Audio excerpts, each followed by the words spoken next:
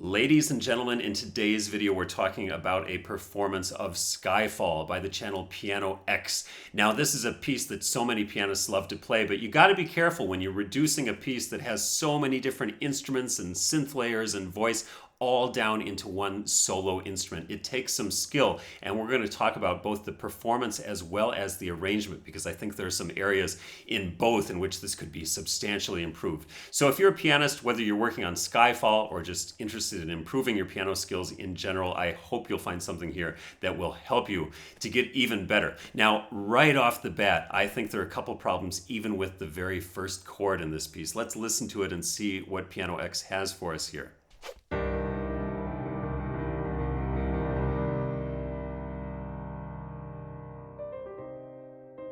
Okay, we're going to talk about this all in just a second. Let's listen to this little introduction section first.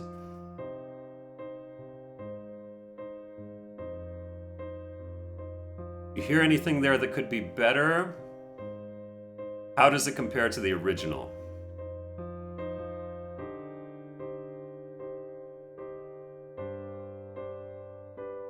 All right, let's talk about that first of all. So the very first chord, now I downloaded this sheet music for $10 or whatever, and was a little shocked on the very first chord. This was a sign of things to come later on in this piece, that it's actually marked incorrectly. It has a trill sign over both the left and the right hand. Now, if I were to perform a trill on the first chord, that would be something like this, right? Which obviously is not what we're going for. So he needs to change that in the music to a tremolo sign. This is not a trill, but a tremolo. If you listen to the original version, this has a sforzando on it at the beginning. It drops down and then it crescendos. And the cool thing about a tremolo on the piano is that it actually allows us to do that in a way that we wouldn't be able to do if we were just holding the notes. So much more effective here would be to hit the notes, drop down, and then make a big crescendo, right? Just like in the original. I hit it, drop down, and big crescendo.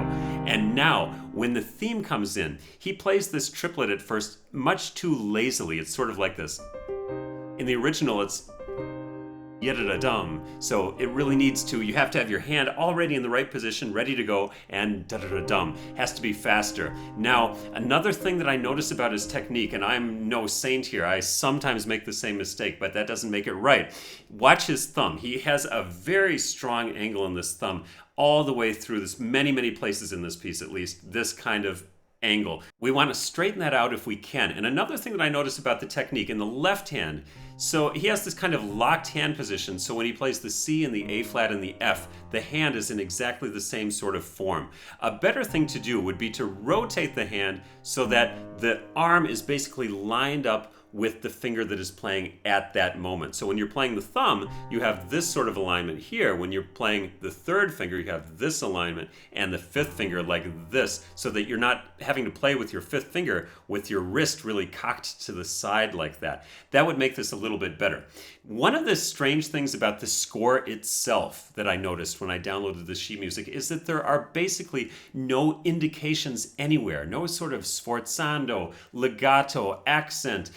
This is, in fact, I hate to say it, but if I'm going to be direct, this is a very lazily written score. It has sort of just the notes, but tons of information that would be really helpful to us as musicians is absolutely lacking, and I'll get into a little more detail on that in a second. Now, another thing with this introduction, if you listen to the original that is substantially different, and I think really makes the character, is we have this emphasis on beats 2 and 4 in the original. So you have 1, 2, 3, 4, 1, 2, 3, 4. If I play flat, let's compare the two. If I play like this, that's sort of boring. If I do this,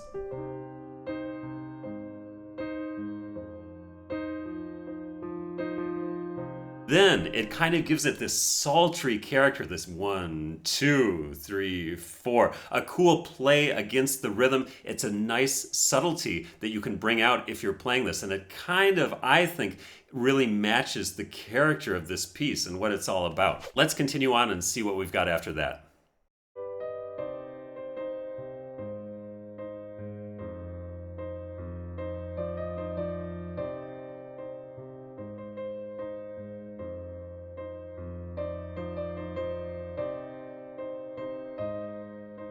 Okay.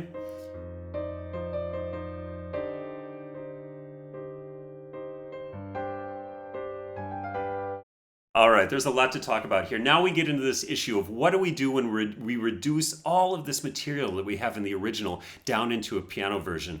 Now, the problem here, in my opinion, with his playing, and this happens to all kinds of amateurs, is that he doesn't separate enough between the different layers of the music. So we have, of course, on the top, we have Adele, and she's singing, "This is the end." And then immediately after that, this is a different layer. So it has to be completely in the background. And then again, when the voice comes in, and then in the background again, right? So there has to be this huge switching between the important notes. And what he does is just too much, no distinction between da da dum, bum, bum, bum, bum, ba da da da dun, da da da da. Okay, and the way that he writes it actually doesn't help at all. What he does, look at this measure of music, for example. This is a very, very bad way of writing because he writes the two layers of music that are going on here in one continuous line. So there's no way to know when we look at it which are the important C's and which are the non-important C's. We actually have da da dum. Those are the important ones, and then at the same time we have the second layer of going on. But the way it looks on the page is dum bum bum bum. Okay, terrible. And especially if you don't have the musical background to know what's going on here with all these different layers, or if you don't know the piece, there's no way you can decipher it from the sheet music. And that is really just either a lack of knowledge of how music works or just a very lazy arrangement and a lazy way of writing. I'm sorry to say it, but I told you I'm going to be honest on this in this channel, and that's a bit of a problem here. Now, what you could do instead, take a look at this way. If I flip this into a two-voice texture in the right hand, now suddenly it's very clear, and I see that I actually have to hold that upper note. So there are tons of examples of this exact same problem all over in this piece with the way that this is arranged, and if you don't know the piece, this is going to be a big problem. It can be hard to learn piano from YouTube, picking up a little bit here and a little bit there, but never really knowing, is this something I need to know right now? Where does this fit in with my overall development in the piano? That's why I created the Peterson Piano Academy piano course. It's a 15-level course with over 200 videos. We really go into detail on theory, technique, repertoire, and every piece we play in the course is in the original version as intended by the composer. You can use the A/B looping feature to loop over a particularly tricky portion of the video for practice purposes. You can obviously slow down the video, and best of all, anytime you have any questions, you can use this Ask Jason button to contact me. You can send me an audio recording, you can send me a video recording and get personalized feedback on your own playing. There are also quizzes so you can test your knowledge along the way. PetersonPianoAcademy.com. The link is in the description. Now there's one other thing I want to talk about too. Remember that the voice over this, when you have this very steady rhythm, the voice has a certain flexibility above that. And if you play too rigidly, it starts to sound too mechanical. And at the end of this phrase here, da-da-da-dum, Adele would never sing this way. Da-da-da-dum, right? It's this sort of nice, this nice sort of cool little sort of gesture at the end of the phrase. It has to be much more light and not really tied to a particular rhythm, like da-da-da-da is way too angular. And now look at the next section here. Da-da-dum, background.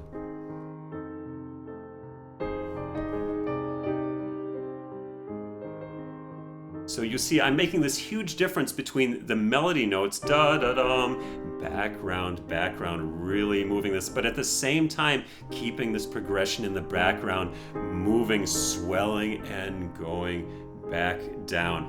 By the way, for those of you who didn't make this realization already, this whole piece is sort of based on the James Bond theme. You know, you have that slinky music going up from the fifth to the flat sixth up to the sixth, and that sort of thing. Originally, I think it's in E minor, you know, something like.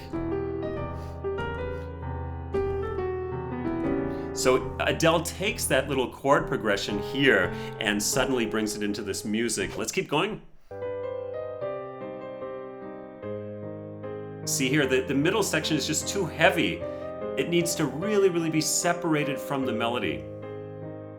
And that's the cool thing about the piano, is that you can do this in a way that you can't on the pipe organ, for example. Yeah, so all of this in the middle just has to be taken down a notch. All of this stuff, and the melody way in the front and soft. You know, it's just way too unidimensional here. Going on? Yeah. Okay, a couple of things about this transition to the Let the Sky Fall, about this section here. First, the measure leading up to it. Dum bum bum bum bum bum bum. But whoa, what is this? This is not important. Take it down a notch in the dynamics, because we need to hear the continuation of the melody up to here, right? And then there's a cool drum fill in the original, which you could kind of imitate on the piano instead of just going let the sky, you know, with no sort of transition into that. Doing an arpeggio down the scale or something, so that you really lead into this next main theme of the piece. Going on?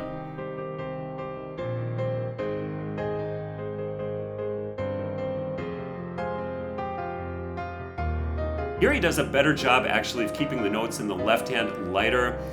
That's not bad.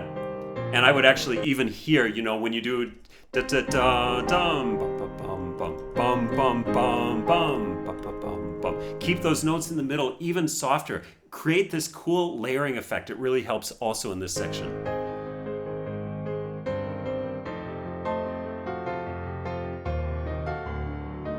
Isn't that such a cool chord there? Let's talk about this one for a second. It's the craziest chord in the whole piece. This one right here. Right? What a sound.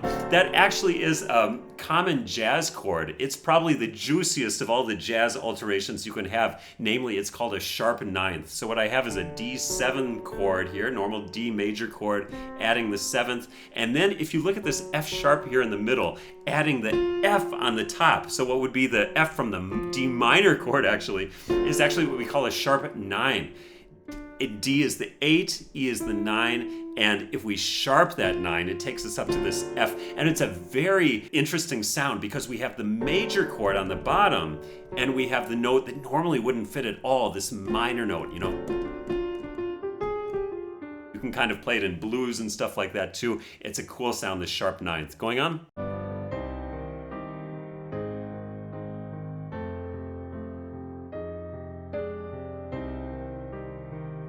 See, and I think here also, listen to this. If I were to do something like this,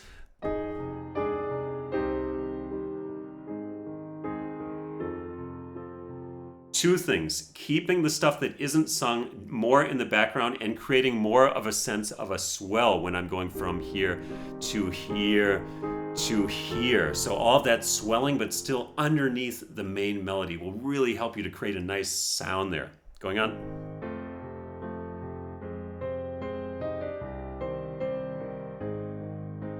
So one of the things also that I notice about the technique when he leaps on the octaves, when he goes, for example, from da da da da da dum, he has this huge amount of motion between C and E flat and D, way more than he actually needs to have. So if you can do something like this, look how efficient that is compared to da da da da da da. A lot of beginners make this mistake, and they're making the music way harder than it has to be because they're leaping from the back of the white key, oftentimes to the front of the black key, and then back again to the front of the white key, when really the more you can stay in this line right here, da da da da da da, is going to make you a lot faster when you're playing those octaves, much more efficient. Going on?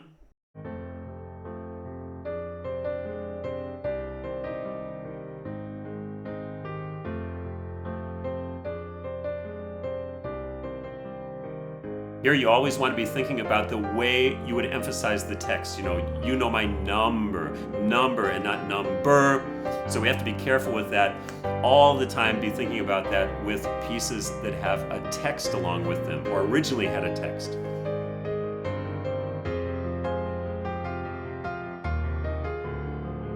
You know, and I'm going to say something I think he does really nicely. In the left hand, this has the tendency, it can have the tendency to get too bangy, too many notes, right? All of this stuff. And he does a great job, and this is absolutely right, to emphasize the bass, the octaves, and then these things all less. More, and less. Okay, so he does a really nice job of that. Now, the thing is, with the arrangement, I will just say again, he needs to actually learn how to distinguish which notes are sung and which are not sung by flipping the stem direction. He can change this, he can put the notes in two voices, and it would make it so much easier to read, so much clearer for anyone performing this piece. Going on?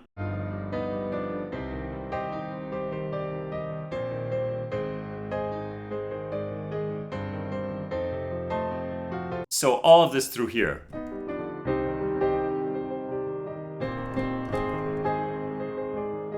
There has to be more of a distinction between what is sung and what's sung in the background, da-da-dum-bum, all over in this piece.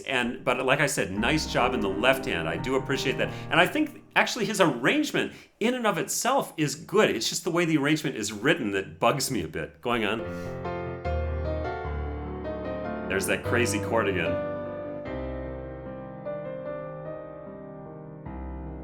And this section is fine. It's a little too repetitive, right? Like, okay, we've heard it 3 times. Yeah. Not so much going on. I would maybe try and do something more exciting with the dynamics there to keep our attention. I would be worried if I were playing this arrangement that this is a place where the audience's attention could start to wane. And one thing, by the way, that he has to be careful of here, if you listen with headphones, sometimes the pedaling is not clean. So when he has a half step in the right hand, so for example, this section, if you're not careful, and this probably doesn't come out so well if you're not listening with headphones, but if you have headphones on, the half step between F sharp and F sharp and G, is not such a nice sound. So you probably want to lift up the pedal on the G or do a little half pedal at least to clean out that harmony and not let it get too overlapped. Going on.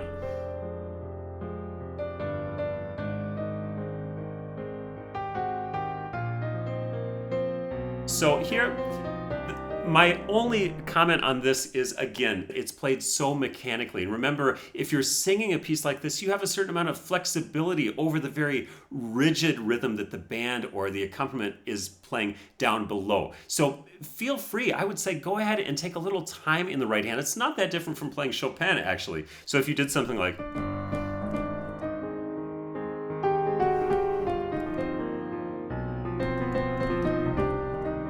you can see I'm not playing the notes exactly together. So instead of doing like da-dum, da-dum, da-da, playing out just a little bit apart from each other, it gives more of a sense of a freedom. Going on?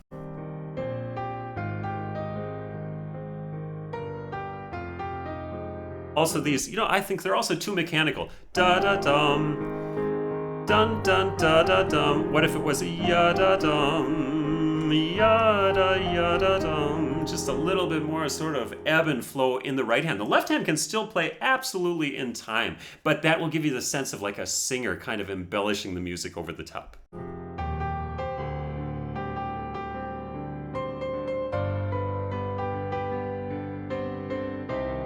Again, maybe adding a sort of like a drum fill there going into the main chorus would be kind of cool.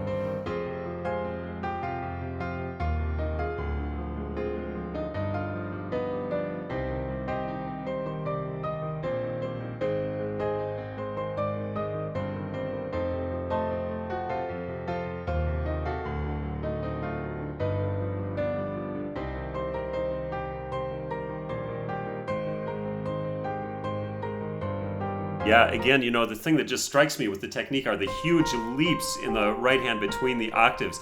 If you can do it, stay in this line instead. It'll make it so much easier to play. And don't forget, by the way, about the natural emphases of these lyrics. Let the sky fall. Let it crumble. So instead of playing, let the sky fall, do let the sky fall. Let it crumble. So there's a little bit, I'm exaggerating a bit, but go back on crumble. Don't go crumble because you wouldn't sing it that way. And it doesn't make so much musical sense. Continuing on.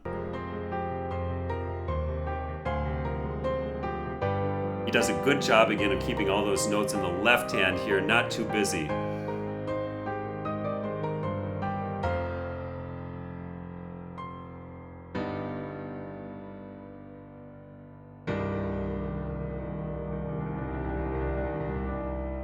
Yeah, and here, also he can do more of that tremolo effect of hitting it hard, dropping down as far as you possibly can, and then a big crescendo.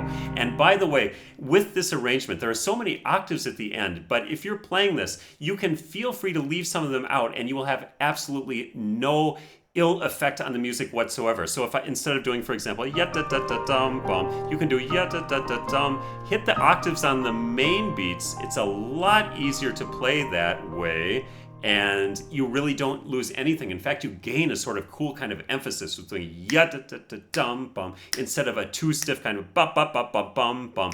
It needs that amount of flexibility. Also here, for example, instead of playing those all as octaves, you can drop some of them out and it's absolutely fine. So in general, I would say this is a nice arrangement. It needs to be changed though in the way it's written. The score is very lazily done. And the performance itself, while perfectly technically fine, I think could be even better by paying more attention to the levels that we have in this music and really doing a lot to separate those different layers that we have in the original. That's a great skill to get used to on the piano. I hope this video has helped you just a little bit to develop your piano skills. Don't forget to like and subscribe, and I'll see you again in the next video.